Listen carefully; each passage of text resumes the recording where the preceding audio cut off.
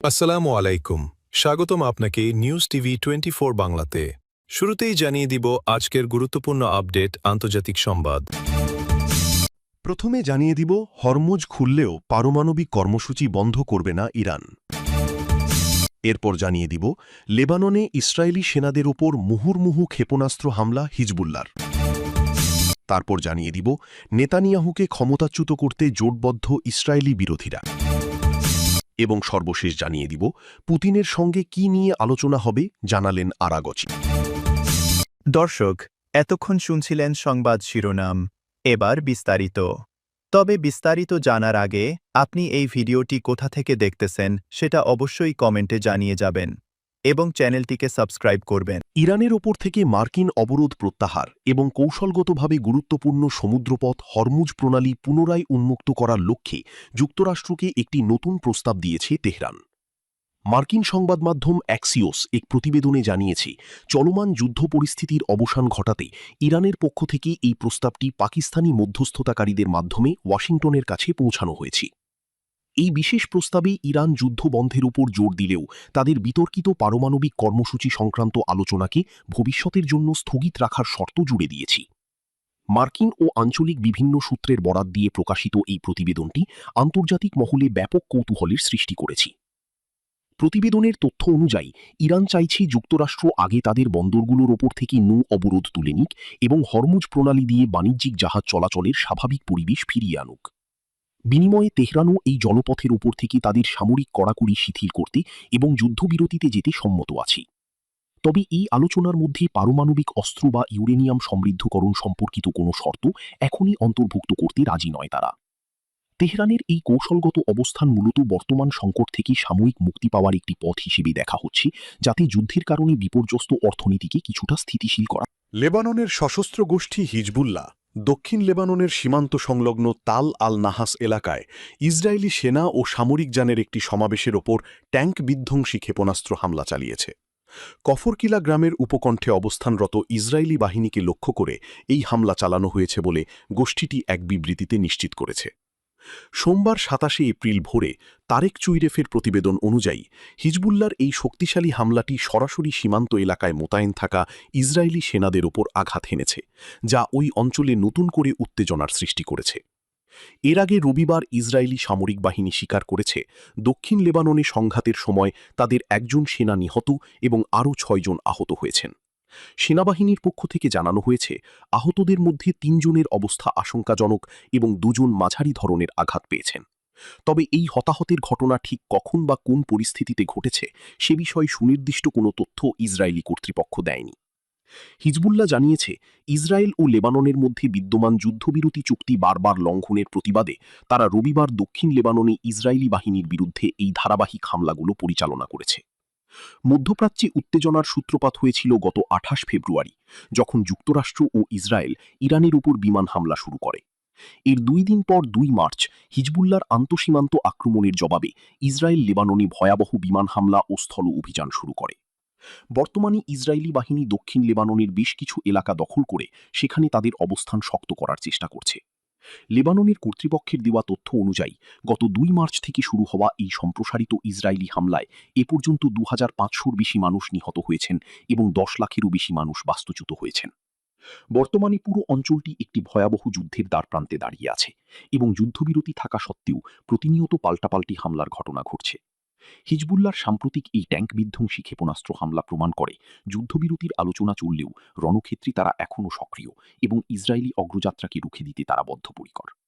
অন্যদিকে ইসরায়েল তাদের সেনাদের সুরক্ষায় এবং হিজবুল্লাহর সক্ষমতা ধ্বংস করতে আক্রমণ অব্যাহত রাখার ঘোষণা দিয়েছে।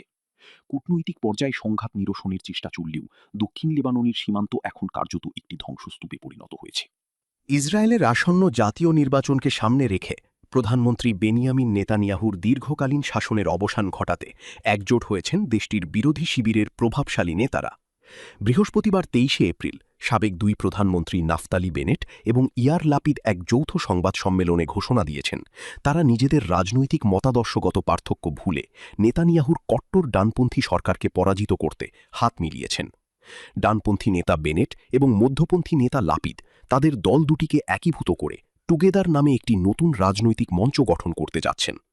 আল জাজিরার একটি প্রতিবেদনে বলা হয়েছে, ইসরায়েলের বর্তমান রাজনৈতিক অচলাবস্থা নিরসন এবং নতুন নেতৃত্ব নিশ্চিত করতেই এই আকস্মিক জোট গঠন করা হয়েছে। যৌথ সংবাদ সম্মেলনে ইয়ার লাপিদ বর্তমান সরকারের কঠোর সমালোচনা করে বলেন, দেশের ভবিষ্যৎ প্রজন্ম এবং ইসরায়েল রাষ্ট্রের অস্তিত্ব রক্ষার স্বার্থেই তারা একত্রিত হয়েছেন। তিনি জোর দিয়ে বলেন, ইসরায়েলকে এখন তার বর্তমান ধ্বংসাত্মক পথ পরিবর্তন করতে হবে এবং একটি স্থিতিশীল ও দায়িত্বশীল সরকার গঠন করতে হবে। উল্লেখ্য, নেতানিয়াহু ২০২২ সালের নভেম্বরে ক্ষমতায় ফেরার পর থেকে দেশটির ইতিহাসে সবচেয়ে কট্টর ডানপন্থী মন্ত্রিসভা গঠন করেন। তার শাসনামলে গাজা উপত্যকায় পরিচালিত এক ভয়াবহ যুদ্ধে এ পর্যন্ত ৭,৫০০-এর বেশি ফিলিস্তিনি নিহত হয়েছেন, যা আন্তর্জাতিক মহলে ব্যাপক নিন্দার ঝড় তুলেছে।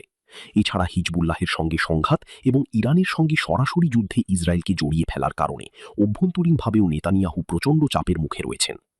সাম্প্রতিক বিভিন্ন জনমত জরিপে দেখা গেছে, ইসরায়েলি নাগরিকদের কাছে নেতানিয়াহুর তথাকথিত নিরাপত্তা নিশ্চিতকারী ভাবমূর্তি এখন তলানিতে গিয়ে ঠেকেছে। দেশটির সাধারণ মানুষ এখন দীর্ঘমেয়াদী যুদ্ধ এবং অর্থনৈতিক অস্থিরতা থেকে মুক্তি চাইছে। বিশ্লেষকরা মনে করছেন, আগামী অক্টোবরের শেষে অনুষ্ঠিতব্য নির্বাচনে এই নতুন টুগেদার জোট নেতানিয়াহুর লিকুদ পার্টির জন্য সবচেয়ে বড় চ্যালেঞ্জ হয়ে দাঁড়াবে। দীর্ঘদিন ধরে ক্ষমতার শীর্ষে থাকা নেতানিয়াহুর রাজনৈতিক ভবিষ্যৎ এখন সুতার উপর ঝুলছে বলে মনে করা হচ্ছে। ইরানের পররাষ্ট্রমন্ত্রী আরাকচি রাশিয়ার সেন্ট পিটার্সবার্গে পৌঁছেছেন। এ সফরে তিনি রুশ প্রেসিডেন্ট ভ্লাদিমির পুতিন সহ শীর্ষ রুশ কর্মকর্তাদের সঙ্গে বৈঠক করবেন। রাশিয়ায় পৌঁছানোর পর ইরানি গণমাধ্যমকে তিনি জানান, আঞ্চলিক ও আন্তর্জাতিক নানা ইস্যুতে তেহরান ও মস্কোর ঘনিষ্ঠ পরামর্শ প্রক্রিয়া অব্যাহত রাখার লক্ষ্যেই তিনি রাশিয়ায় এসেছেন। তিনি বলেন, আজকের নির্ধারিত পুতিনের সঙ্গে বৈঠক যুদ্ধ পরিস্থিতির সাম্প্রতিক অগ্রগতি নিয়ে আলোচনা এবং সর্বশেষ অবস্থা পর্যালোচনার একটি ভালো সুযোগ হবে। আরাকচি আরও বলেন, এ বিষয়ে দুই দেশের মধ্যে পরামর্শ ও সমন্বয় অত্যন্ত গুরুত্বপূর্ণ ভূমিকা রাখবে বলে আমি দৃঢ়ভাবে বিশ্বাস করি। ইরানের পররাষ্ট্রমন্ত্রী আরাকচি গত ২৪ ঘণ্টায় একের পর এক দেশ সফর করেছেন। বিশেষজ্ঞরা বলছেন, এটি ইরানের একটি বড় কূটনৈতিক পরিকল্পনার অংশ। সফর শুরু হয়েছে ইসলামাবাদ থেকে, তারপর তিনি গেছেন মাস্কাটে, এরপর আবার ইসলামাবাদে ফিরেছেন, এরপর তিনি সেন্ট পিটার্সবার্গে পৌঁছালেন। এই সফরগুলোর মাধ্যমে ইরান একটি স্পষ্ট বার্তা দিচ্ছে, তারা এই অঞ্চলে নিজেদের উপস্থিতি আরও শক্ত করতে চাইছে, পাশাপাশি আঞ্চলিক অংশীদারদের সঙ্গে সমন্বয় বাড়াতে চাইছে। হরমুজ প্রণালীর এই বিষয়টি এই সফরে বিশেষ গুরুত্ব পেয়েছে।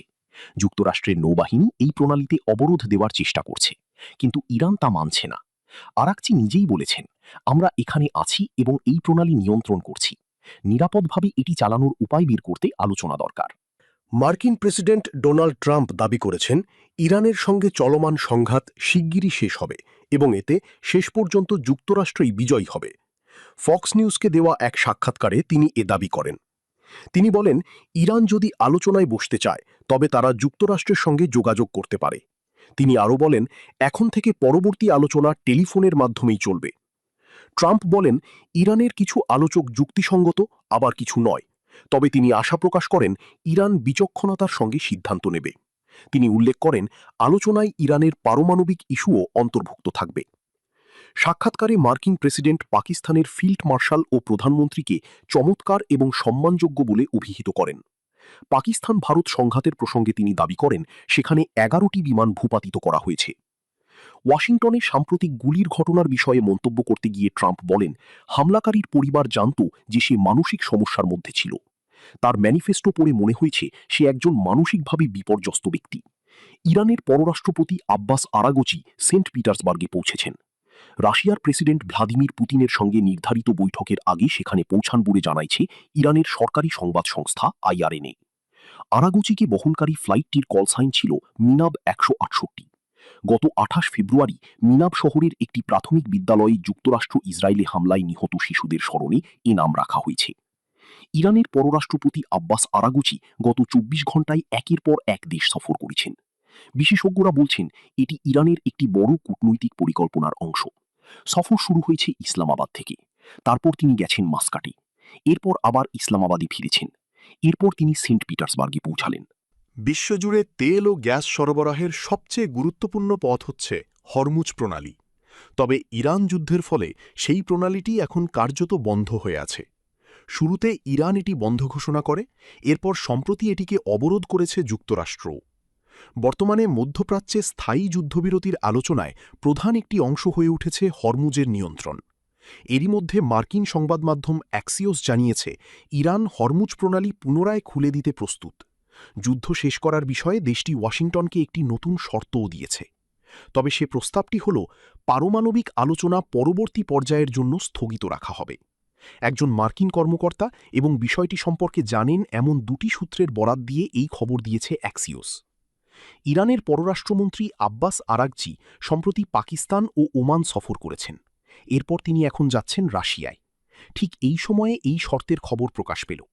অ্যাক্সিওস আরও জানিয়েছে পাকিস্তানি মধ্যস্থতাকারীদের মাধ্যমে এই প্রস্তাব পাঠানো হয়েছে। তবে এই প্রস্তাব নিয়ে উদ্বেগও রয়েছে। অ্যাক্সিওস বলছে হরমুজ প্রণালীতে চুক্তি হয়ে গেলে এবং ইরানের বন্দরে মার্কিন অবরোধ উঠে গেলে ট্রাম্পের হাতে আর বড় কোনো চাপ থাকবে না।